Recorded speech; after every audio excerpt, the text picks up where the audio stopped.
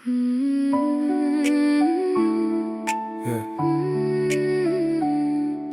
бүлдээ зориулан хийсэн миний уран бүтээлийг та сонсож байна.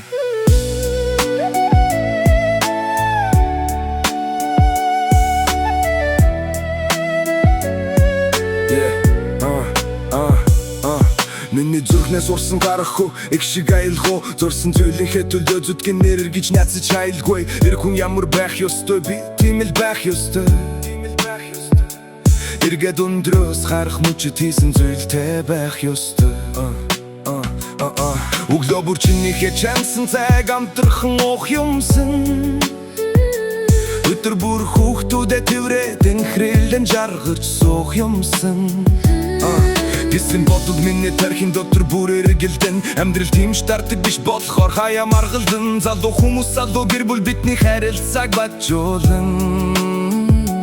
Амьдрах гэдэг тоглоом биш гэдгийг сануулж чаджуулан. Гэсэн ч амьдралын төлөө зүтгэн хизээж хандан буурахгүй. Гэргий чамда чадахгүй зүйлээ амьдаж хизээж уурахгүй. Чи миний эзгүй байх үед миний зүрх эзгүрэх шиг. Чиний төлөө амьдрах ёстой хүн ганцхан би юм шиг. Яагаад надад ийм дотн мэдрэмж төрдгийг надад хэлээч. Миний мөрөөдөл хүссэн амьдрал миний нүдний өмнө билээж. Нандин эрхэмсэх хай миний зүрхэн.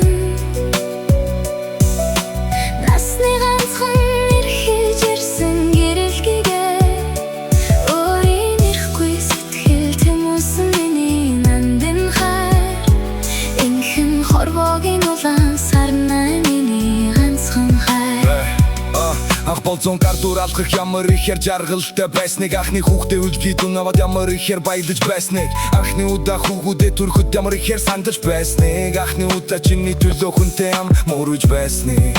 Ахны бүхний ихлэл тавьсан миний алтан гэрги. Ахны бүхэн нандин байдаг чил миний гэрги. Алдаж зүрхэн дооч гаргасан тэр л миний хайлтай бүсгүй.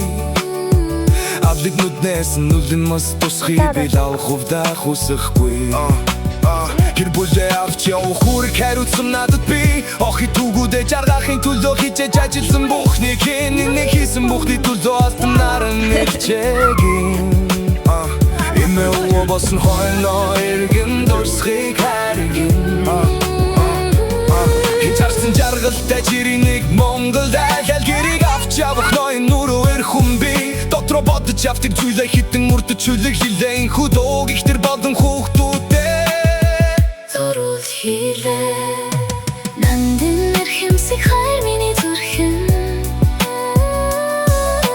Насны ганцхан эрхэлж ирсэн гэрэлгийгээ. Өөрийн ирэхгүй сэтгэл тэмүүлсэн миний нандин хайр.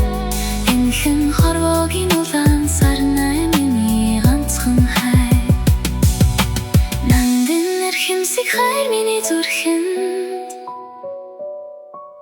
Насны ганцхан эрхэлж ирсэн